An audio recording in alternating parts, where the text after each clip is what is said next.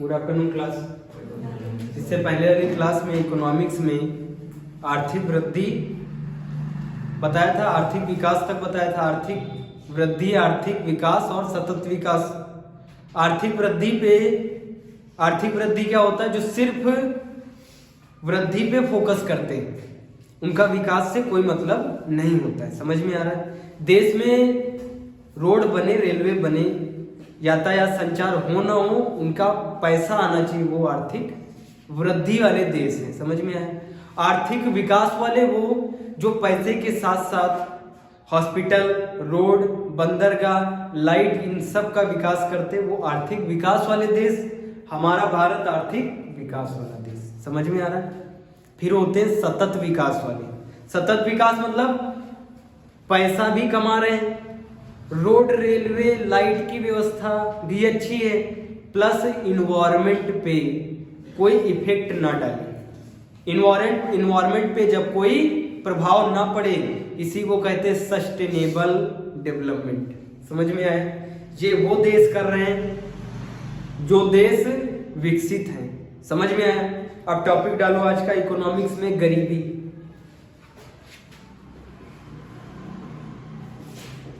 Economics में topic है क्या?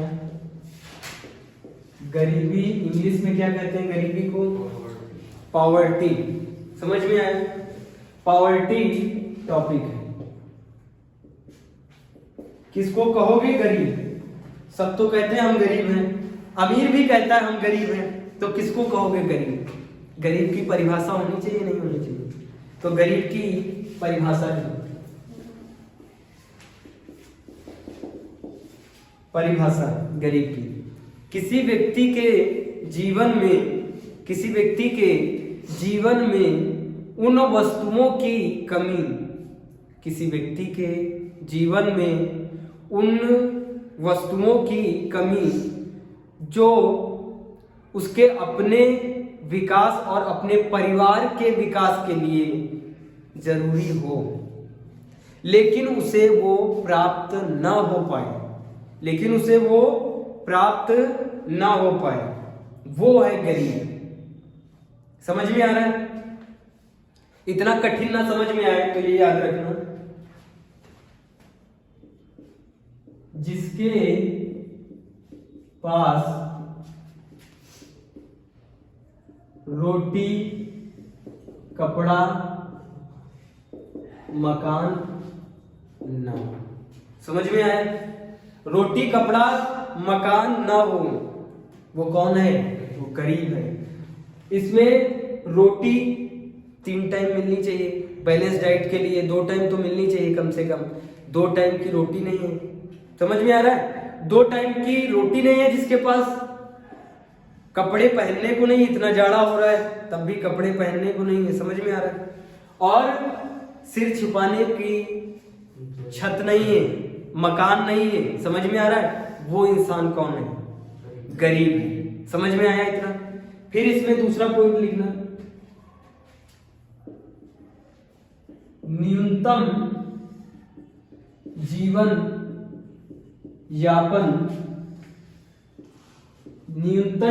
यापन की भी सुविधा ना हो। न्यूनतम मतलब एकदम लोवेस्ट चीज उनको चाहिए। वो ये नहीं कह रहे कि हमको बंगले में रहना है, पैसा खूब होना चाहिए, रोटी भर भर के हो, नहीं। एक न्यूनतम जीवन यापन, केवल 2 रोटी की मांग है, 1 कपड़े की मांग है, जब वो भी ना हो, वो है गरीब। समझ में आया? कौन है गरीब? इस देश में तुम चलोगे, जिससे भी कहोगे, वो जो 4 पहिया से उतरेगा वो भी तुमसे क्या कहेगा? हम गरीब हैं। समझ में आ रहा है? शायद जो गरीब है वो ना कहे कि हम गरीब हैं, जो अमीर है वो जरूर कहेगा तुमसे कि भैया हम तो तुमसे ज्यादा गरीब हैं। समझ में आ रहा नहीं आ रहा? तो बताओ गरीब कौन है? समझ में आ रहा है? फिर एक पॉइंट लिखो, जो अपनी डेली नीड को पूरा ना कर सके, जो अपनी डेली नीड को पूरा ना कर सके, न्यूनतम जीवन यापन भी ना कर सके, वो है गरीब। समझ में आया नहीं है? अब आई परिभाषा गरीब की समझ में? एकदम करेक्ट। अब लिखना इसमें गरीबी का मापन कैसे किया जाता है। सब ने जब पूछा गया देश में कौन है गरीब, तो सबने कहा हम हैं गरीब। सब लोगों ने क्या बोला, सब हैं गरीब, तो इसमें अमीर कौन है भाई। तो इसीलिए एक मापन की प्रक्रिया बनाई गई, किसके द्वारा लिखना, सुरेश तेंदुलकर के द्वारा। सुरेश तेंदुलकर, गरीबी का मापन, सुरेश तेंदुलकर समिति, सुरेश तेंदुलकर अध्यक्ष हैं। सुरेश तेंदुलकर समिति बनाई गई है 2009 में। इससे पहले भी कई सारी समितियां रही हैं, लेकिन वो हमारे लिए इंपॉर्टेंट उतनी ज्यादा नहीं है। समझ में आए। हमारे लिए जो इंपॉर्टेंट है कौन है, तेंदुलकर जी, सुरेश तेंदुलकर समिति, गरीबी मापन के लिए, गरीबी मापन के लिए पहली समिति सुरेश तेंदुलकर समिति का 2009 में बनाई गई। समझ में आया। सुरेश तेंदुलकर साहब ने कहा कि शहर में जो 33 रुपए से कम खर्च करता है पर डे, समझ में आ रहा, लिखो, शहर में जो 33 रुपए प्रतिदिन से कम खर्च करता है, 33 रुपए से जो कम खर्च करता है वो है गरीब शहर का। भाई शहर में गरीब और गांव में गरीब अलग अलग होते हैं। जो शहर का गरीब है वो गांव में अमीर हो सकता है, उसको कहा जाएगा हाँ ठीक है ये अमीर है, लेकिन गांव का गरीब अलग होता है और शहर का गरीब अलग होता है। तो गांव में गरीबी कैसे बताइए, 33 रुपए की एक डंडी खींच दी, एक लाइन है किसकी है, 33 रुपए की लाइन है। समझ में आ रहा है। इस 33 रुपए से जो कम खर्च करता है, 33 रुपए से भी जो कम खर्च करता है, यहाँ पे आया वो, यहाँ पे देखो ये है इसका डाटा, ऐसे जो खर्च कर रहा है ये सब गरीब है। समझ में आया। जो इसके ऊपर निकल गया, जो डेली 33 रुपए के ऊपर खर्च करता है वो कौन है, वो अमीर है। समझ में आया। इस लाइन के नीचे जो है वही है बीपीएल कार्ड वाला, बिलो पॉवर्टी लाइन वाला है। जो इसके ऊपर है वो कौन है, एपीएल कार्ड वाला। एपीएल मतलब एबव पॉवर्टी लाइन वाला। देखो लाइन खींची है नहीं खींची, ये कितने रुपए की लाइन है, 33 रुपए की लाइन है। 33 रुपए से अगर कोई कम खर्च करता है तो क्या है, ये सब गरीब है, ये सब गरीब है। इस लाइन के जो ऊपर निकल गया ये सब क्या है, अमीर। ये लाइन है 33 रुपए की लाइन है नहीं है, तो इसीलिए इस लाइन के नीचे वाले बिलो पॉवर्टी लाइन वाले कौन से, बिलो पॉवर्टी लाइन वाले। समझ में आया। ये जो ऊपर वाले बने ये हैं एबव पॉवर्टी लाइन वाले। शॉर्ट में इसको कहते हैं एपीएल और इसको क्या कहते हैं, बीपीएल। और सरकार ने इनको देख के कार्ड बनाए, कौन से, बीपीएल एपीएल कार्ड। समझ में आया। ये उनके कार्ड हैं बीपीएल वाले। समझ में आ रहा है। ये कौन से कार्ड हैं, एपीएल वाले। आया समझ में। अब ये तो हो गई बात शहर की। अब गांव में देखना, गांव में जो 27 रुपए से कम खर्च करता है, 27 रुपए से कम खर्च करता है, 27 रुपए के ऊपर प्रतिदिन की बात कर रहे हैं। आजकल तो समझते हो ना 100 रुपए का तो पान मसाला लोग खाते हैं। ये 2009 की बात हो रही। 100 रुपए का पान मसाला खाते नहीं खाते, 10-20 रुपए क्या है, मतलब 50-60 रुपए का तो जेब में मसाला रहता है। प्रतिदिन हमने इसमें सब ले लिया, तेल मसाला खाना पीना सब इसी में। ये मसाले की बात नहीं हो रही, वो मसाला गुटखा वाला मसाला नहीं हो रहा है कि जो 33 रुपए से कम गुटखा खाता है वो है गरीब। इसमें दैनिक जीवन में जितने भी खर्चे, एक दिन का, एक दिन में मसाला सब्जी है ना, जितना भी है सबको कितना जोड़ा है, 33 रुपए। जो 33 रुपए भी नहीं खर्च कर पा रहा है, जिसके पास 33 रुपए भी नहीं है एक दिन के खर्च के लिए, एक दिन के खर्च के लिए 33 रुपए नहीं है, वो है शहर का गरीब। समझ में आया? जो 33 रुपए से ज्यादा खर्च करता है वो है शहर का अमीर। समझ में आया? अब क्या है, लाइन कौन सी है? 27 रुपए की। गांव में कितने रुपए की लाइन है? 27 रुपए की लाइन है।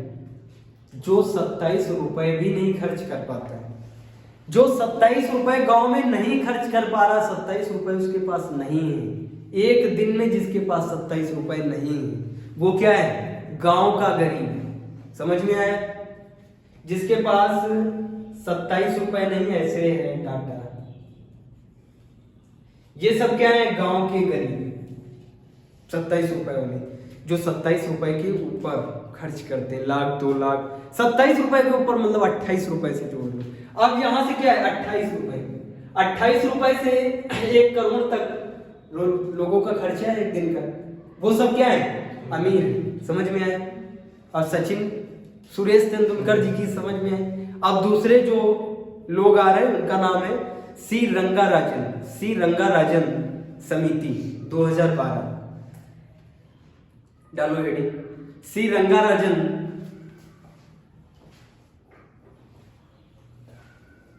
समझ में आया? गरीबी समझ में आई? गरीबी क्या होती? अरे भाई, रोटी कपड़ा मकान जिसके पास नहीं, रोटी कपड़ा और मकान नहीं, फिल्म है रोटी कपड़ा और मकान, और रोटी कपड़ा मकान नहीं है तो वो क्या है? गरीब है।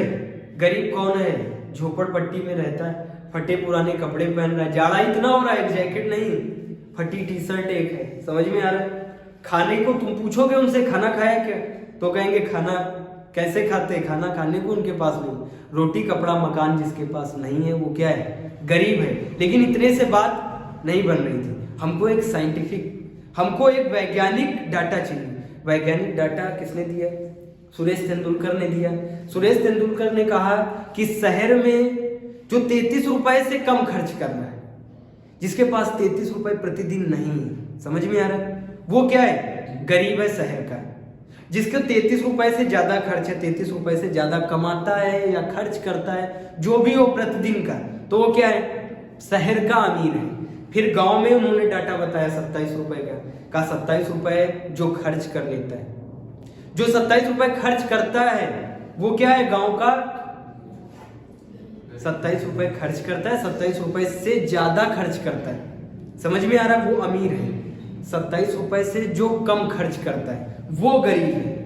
ये डाटा नहीं समझ में आया तो दूसरा डाटा आएगा, किसके द्वारा? सी रंगाराजन के द्वारा। हेडिंग डालो, सी रंगाराजन समिति।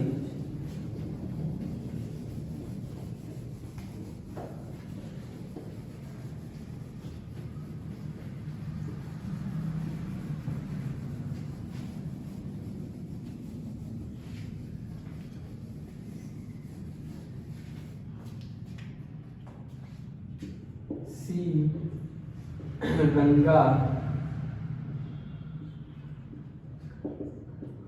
राजन समिति। ये कब आई है? 2012, याद रखिए 2012 की। समझ में आया? इसमें ये कहेंगे शहर में जो 47 रुपए से कम खर्च कर रहा है वो है गरीब। उन्होंने 33 रुपए बताया था, इन्होंने 47 बता दिया, काम खत्म। बस यही तो है डिफरेंस। जो शहर में इन्होंने बताया, जो शहर में 47 रुपए से कम खर्च करता है, 47 रुपए से कम खर्च करता है, वो कौन है? गरीब है। 47 रुपए की लाइन डाल दें, ये है 47 रुपए की लाइन। इसके नीचे जो है 47 रुपए को जो टच नहीं कर पा रहा है,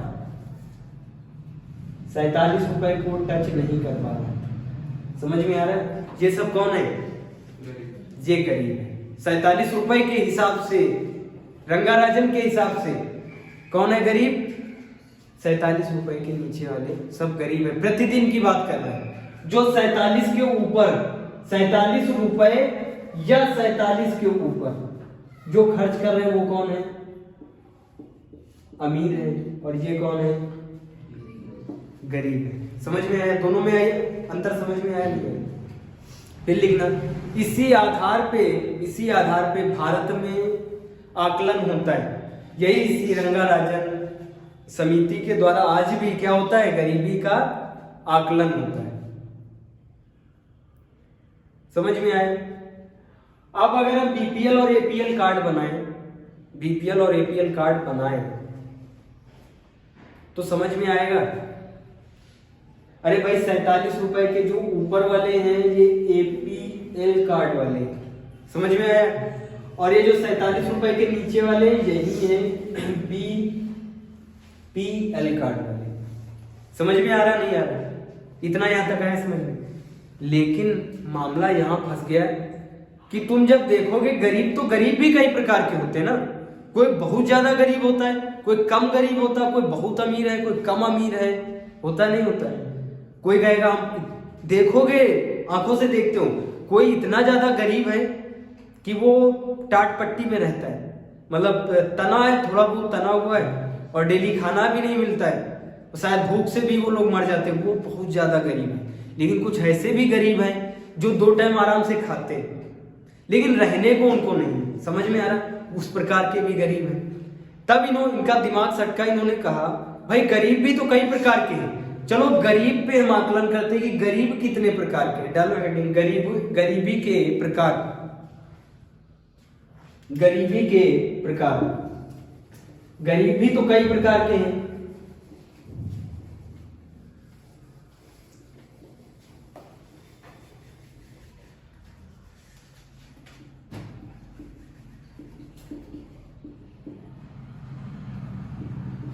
गरीबी के प्रकार, पहला जो प्रकार है इसको कहते हैं absolute poverty. Absolute poverty Hindi में निरपेक्ष गरीबी। इसमें पॉवर्टी लाइन बना दी जाती है, इसमें एक पॉवर्टी लाइन बना दी जाती है। इस लाइन के नीचे वाले जो हैं, जो इस लाइन के नीचे वाले हैं, वो सब गरीब हैं। उन सब गरीबों को क्या कहते हैं? निरपेक्ष गरीब। निरपेक्ष गरीब। उस लाइन के ऊपर वाले सब क्या होंगे? अमीर। उनको कहते हैं अबव पॉवर्टी लाइन वाले। समझ में आए? कोई दिक्कत यहां तक? ये होगी कौन सी गरीबी? ऑब्सोल्यूट गरीबी।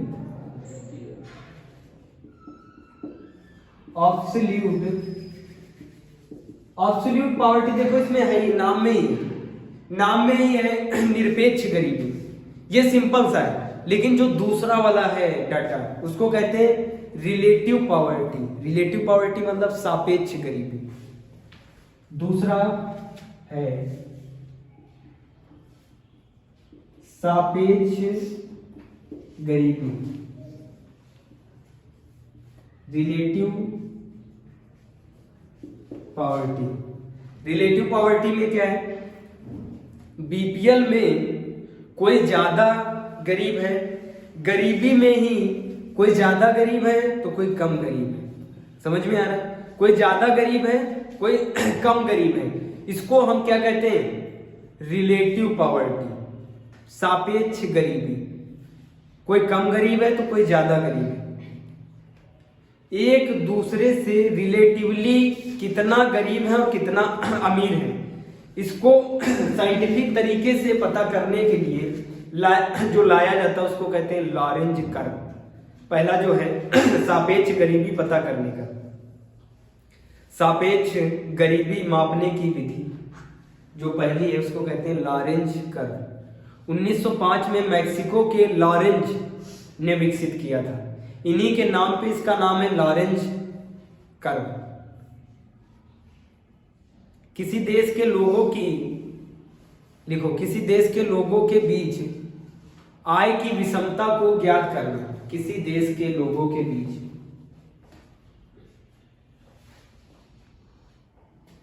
सापेक्ष गरीबी को मापना है। सापेक्ष गरीबी क्या है? Relative poverty. रिलेटिव पॉवर्टी मतलब कोई कितना गरीब है, कोई कितना ज्यादा गरीब, कोई कितना कम गरीब है। समझ में आ रहा है? इसको हमको साइंटिफिक तरीके से नापना है तो इसको एक है जिसको कहते हैं लॉरेंज कर्व। लॉरेंज कर्व में क्या नापा जाता है? कौन कितना गरीब है, रिलेटिवली कौन कितना गरीब है। इसमें एक डाटा रखा जाएगा, एक ऐसे कर्व तो पढ़ा होगा, ग्राफ पढ़ा है। ग्राफ में एक तरफ रखा जाएगा इनकम, सामने की तरफ इनकम और नीचे की तरफ परसेंट पॉपुलेशन,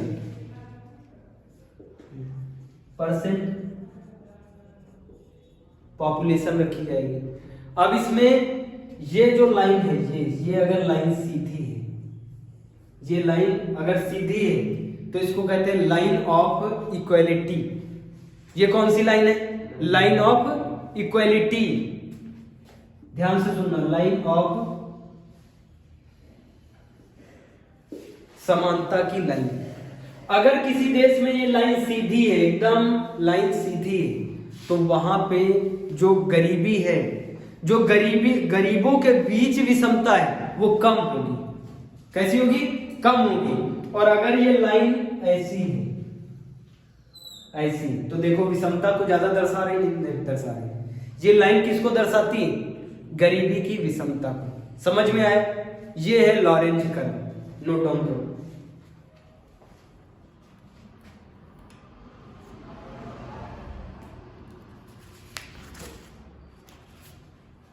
लॉरेंज कर्व समझ में आया? लॉरेंज कर्व क्या बताता है? आय की विषमता को बताता है। आ रहा समझ में? आय की विषमता को। दूसरा जो साइंटिफिक तरीका है वो है गिनी गुणांक का। गिनी गुणांक।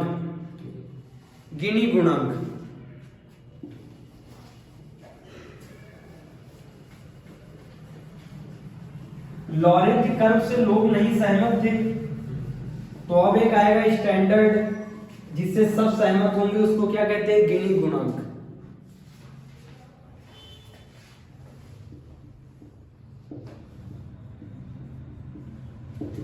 गिनी गुणांक क्या मेजर करता है? एब्सोल्यूट नहीं, रिलेटिव पॉवर्टी।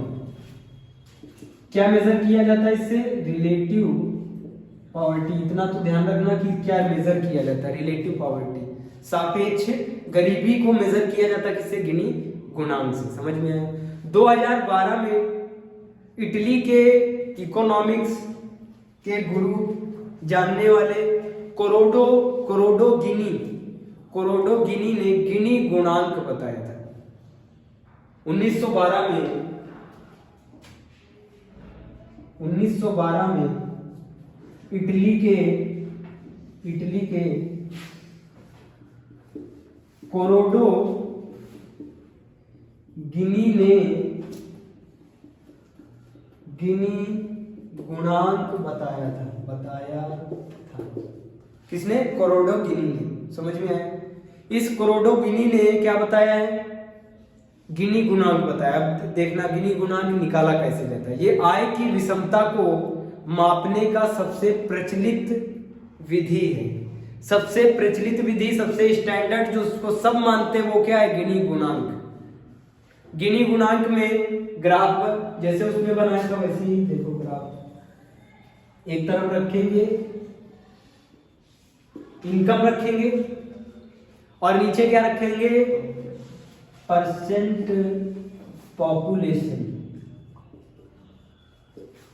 पॉपुलेशन रखेंगे। समझ में आया? फिर एक लाइन ऑफ इक्वालिटी जो किसको दर्शाती है? सीधी लाइन को दर्शाती है जिसमें विषमता नहीं है। अगर विषमता पाई गई तो कैसे कैलकुलेट किया जाएगा? ये हमने लाइन बना दी, ठीक है। अब जिस देश में सीधी लाइन बनी हुई है उसको कोई दिक्कत नहीं, सीधी लाइन है मतलब वो देश ठीक ठाक है, वहां पे गरीब देखने को एक समान मिलते हैं। समझ में आ रहा है? लेकिन कहीं पे लाइन उल्टा सीधी बनी है, ऐसे करके है, ऐसे करके लाइन है किसी देश में। अब इसको कैसे निकालेंगे? अब ये पूरा, इस पूरी को निकालना पड़ेगा। ये जिसमें बनाया इसको कह दे ए कह दे, समझ में आया। और ये पूरा कैलकुलेट कर ले, ये पूरा ग्राफ कैलकुलेट कर ले, समझ में आ रहा है। इस पूरे ग्राफ को क्या कह दे, बी। ये जिसमें बनाया विषमता दर्शाई, इसको क्या कहा है, ए कहा है। और पूरे ग्राफ को जो मेजर कर लिया है उसको क्या कहा है, बी कहा है। अब गिनी गुणांक जब लगेगा तो A upon total area, A upon total area. Gini गुणांक का फॉर्मूला, गिनी गुणांक A upon total area, A upon total area. Total area में ए और बी दोनों आ जाएंगे, नहीं आ जाएंगे, क्योंकि उसमें तो टोटल एरिया है ना, समझ में आया। तो ये फॉर्मूला क्या हो जाएगा, ए अपॉन ए माइनस बी हो जाएगा, नहीं हो जाएगा। ए अपॉन गिनी गुणांक A upon A minus B हो जाएगा, समझ में आ रहा है। अब अगर डाटा लिख दे, अगर इस विषमता का डाटा 50 रखें मात्र, समझ में आ रहा है। ए अगर वैल्यू 50 रखें तो नीचे की वैल्यू क्या हो जाएगी, 100। इसको अगर काटें तो कितना आएगा, 0 से 0 काटो, फिर इसको देखो कितना आएगा, 0.5 आएगा। 0.5 आ रही क्या, विषमता। समझ में आया, ये होता है गिनी गुणांक। आया समझ में, क्लियर है एकदम। किसी को प्रॉब्लम हुई, फिर एक बार देख लो, प्रॉब्लम हो तो बताओ। पहले समझना गरीबी क्या होती, गरीबी आया समझ में, जिसके पास रोटी कपड़ा मकान नहीं है, दैनिक जीवन बिताने के लिए, जीवन निर्वाह के लिए 2 रोटी कपड़ा मकान नहीं है, समझ में आ रहा है। न्यूनतम आय नहीं है, समझ में आ रहा है। जिंदगी व्यतीत करने के लिए न्यूनतम कुछ भी नहीं है। न्यूनतम का मतलब एकदम बेसिक लेवल का भी कुछ नहीं है, मरने के सिवा कुछ नहीं है उनके पास। वो क्या है, गरीब है। फिर जब इकोनॉमिक्स के ज्ञाताओं ने देखा तो उन्होंने कहा ऐसे बात नहीं बनेगी, हमको कुछ इसमें साइंटिफिक डाटा कलेक्ट करने पड़ेंगे। साइंटिफिक डाटा में क्या किया भाई, उन्होंने कहा शहर में अलग गरीब है, गांव में गरीबी का मामला अलग है। शहर में मोमोज खाओगे तो तुमको वही मोमोज कितने के मिलेंगे, 40 रुपए के, समझ में आ रहा है। और गांव में खाओगे तो 10 रुपए के मिलेंगे। मिलते नहीं मिलते। वहां किराए पे मकान 4000 रुपए का कमरा होता है, 4000 5000 का। गांव में अरे भाई 500 रुपए में तुमको बिल्कुल क्या समझेंगे, घर का दामाद समझेंगे 500 रुपए में। और शहर में 4000 दोगे तब भी 1 साल के बाद बाहर कर देंगे उठा के, समझ में आ रहा है। तो बताओ शहर में और गांव में अंतर है नहीं। वहां आटा तुमको महंगा मिलेगा, गांव में सस्ता मिलेगा। जहां तुमको सब्जी, गांव में सब्जी कैसी मिलेगी, सस्ती मिलेगी, और शहर में महंगी मिलेगी। इस विषमता को देखते हुए 2 डाटा देने पड़ेंगे। पहले जो आया, वो जो समिति आई पहले, उसको क्या कहते हैं, सुरेश तेंदुलकर समिति। उन्होंने कितने रुपए को रखा, 33 रुपए को आधार बनाया, समझ में आ रहा है। 33 रुपए जो खर्च करता है, 33 रुपए वो अमीर है। 33 रुपए से ऊपर खर्च करता वो अमीर है, लेकिन 33 रुपए नहीं खर्च कर पाता है, 32 खर्च कर रहा है, और 32 के नीचे तो वो क्या है, गरीब है। समझ में आया। अब इसमें खर्च में समझ रहा ना, तुम्हारे जीवन जीने के लिए ये खर्च है, खाने के लिए खर्च है, इसी में तेल सब्जी मसाला सब इसी में जुड़ा हुआ है, इसी 33 रुपए में। समझ में आ रहा है। इतना भी जो खर्च नहीं कर पा रहा वो गरीब है, समझ में आ रहा है। फिर गांव में इससे कम रुपए रखेंगे।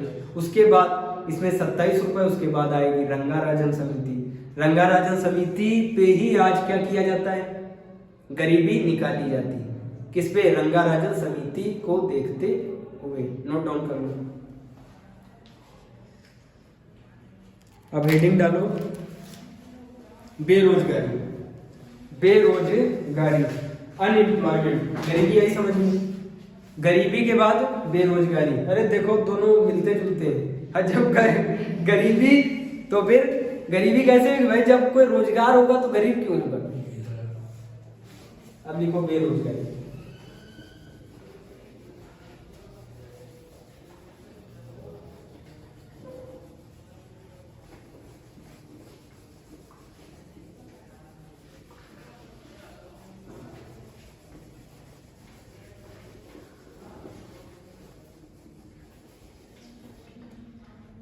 Unemployment,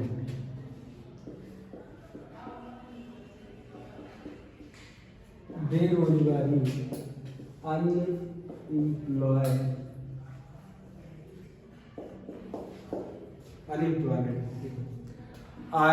unemployment. बेरोजगारी किसको समझ में आती है? बेरोजगार कई प्रकार के होते हैं, समझ में आ रहा है? कुछ होते पढ़ने लिखने वाले बेरोजगार होते नहीं होते? जो पढ़ लिख रहे हैं वो जो बेरोजगार हैं, वो बेरोजगार सही वाले बेरोजगार। अभी तो वो पढ़ लिख रहे हैं ना, वो बेरोजगार है तो कोई दिक्कत नहीं।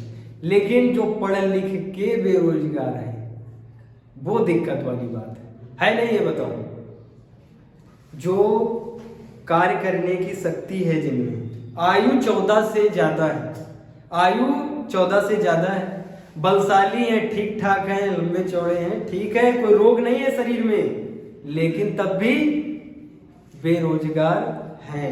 कुछ अपने दिमाग से बेरोजगार होते नहीं होते?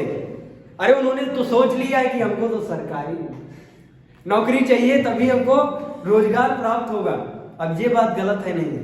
अरे भैया, जब सबको 145 करोड़ जनसंख्या है, 145 करोड़ 40 करोड़ जनसंख्या है, और सरकार सबको सरकारी नौकर बना देगी?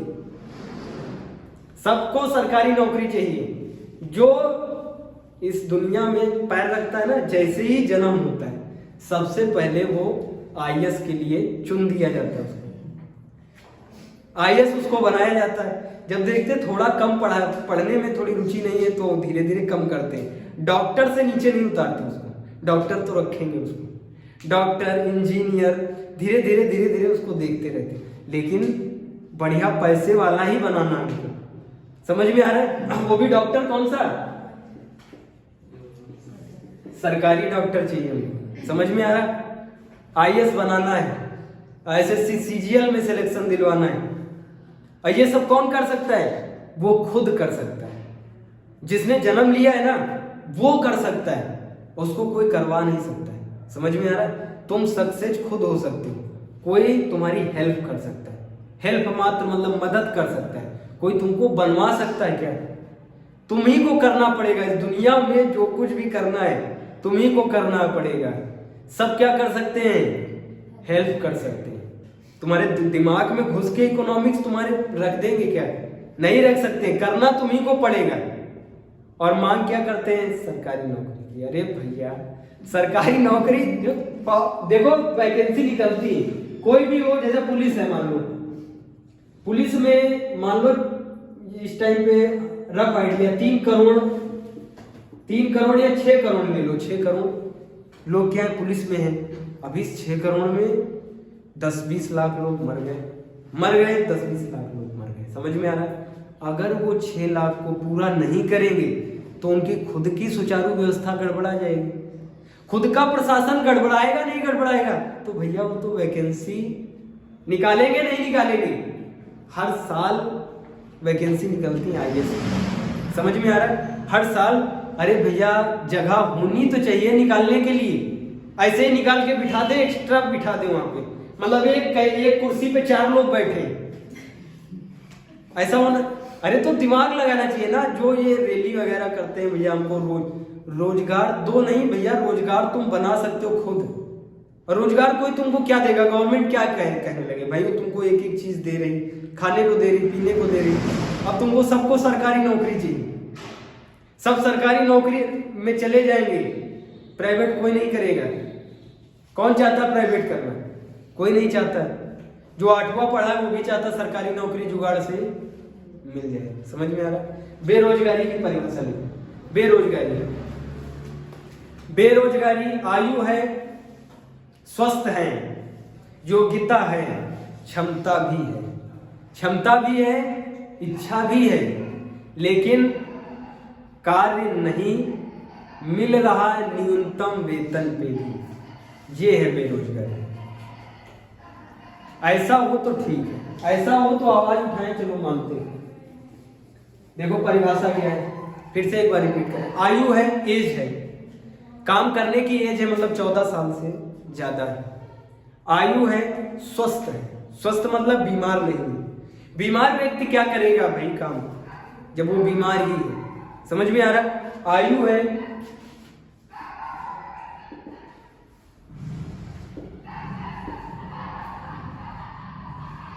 स्वस्थ है, समझ में आ रहा है? आयु है, स्वस्थ है, योग्यता भी है। योग्यता मतलब समझते हो, स्किलफुल भी है, योग्यता है, योग्यता भी है, क्षमता भी है, क्षमता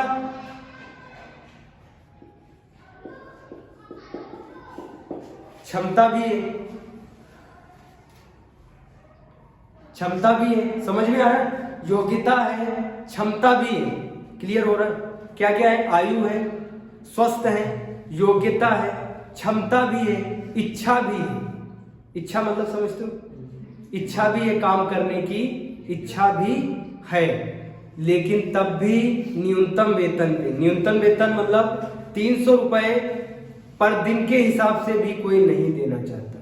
समझ में आ रहा है? न्यूनतम वेतन पे भी काम नहीं मिल रहा, तो क्या कहेंगे उसको? बेरोजगारी। समझ में आया? क्लियर है यहां तक? बेरोजगारी किसको बोलेंगे? समझ में आया नहीं आया? फिर से लिख लो। आयु है, स्वस्थ है, योग्यता है, क्षमता भी है, इच्छा भी है, लेकिन न्यूनतम वेतन पे, न्यूनतम वेतन एक मिनिमम कॉस्ट पे, न्यूनतम वेतन पे भी कार्य नहीं मिल रहा, उसे क्या कहते हैं? बेरोजगार कहते हैं। समझ में आया नहीं है? अब हेडिंग डालो, कार्यकारी जनसंख्या। कार्यकारी जनसंख्या, बेरोजगारी परिभाषा समझ में आई? दूसरा पॉइंट डालो, कार्यकारी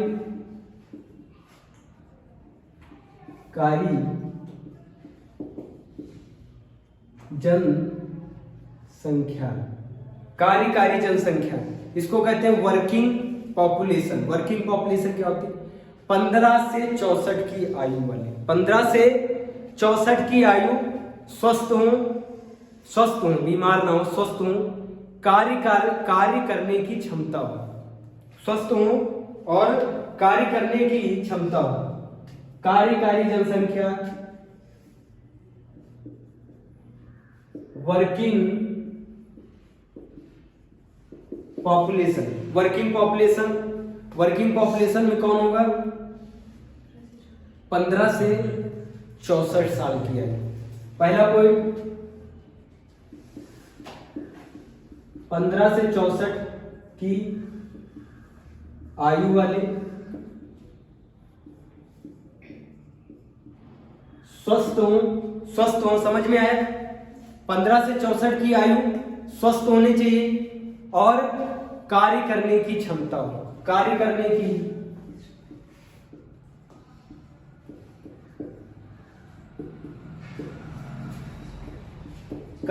की क्षमता हो। उनको क्या बोलते हैं? कार्यकारी जनसंख्या बोलते हैं, वर्किंग पॉपुलेशन बोलते हैं। फिर दूसरी हेडिंग डालो, श्रम बल। श्रम बल, लेबर फोर्स। श्रम बल, लेबर फोर्स। 15 से 64 की आयु, 15 से 64 की आयु,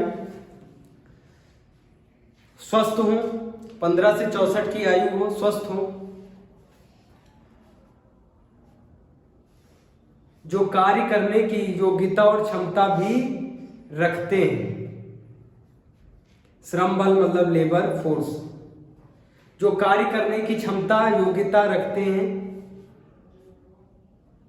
समझ में आ रहा है? इनको क्या बोलते हैं? श्रम बल वाले बोलते हैं। श्रम बल मतलब लेबर फोर्स वाले। 15 से 64 की आयु, ध्यान रखना ये ऑब्जेक्टिव में पूछा जाता है। ऑब्जेक्टिव में आ जाएगा, वर्किंग पॉपुलेशन में ऐसे पॉइंट लिखे आएंगे, कौन कौन से वर्किंग पॉपुलेशन में पॉइंट हैं। वर्किंग पॉपुलेशन में समझ में आया, श्रम बल में समझ में आया, श्रम बल उसी जैसा है, सेम वैसा ही श्रम बल है। 15 से 64 की आयु, स्वस्थ हो, कार्य करने की इच्छा हो, योग्यता हो, क्षमता हो, वो क्या है? श्रम बल है, लेबर फोर्स है। समझ में? आगे पढ़ाएंगे स्वैच्छिक बेरोजगारी, समझ में आ रहा? ये सब बेरोजगारी वगैरह आगे पढ़ाएंगे, यहां तक नोट डाउन करो।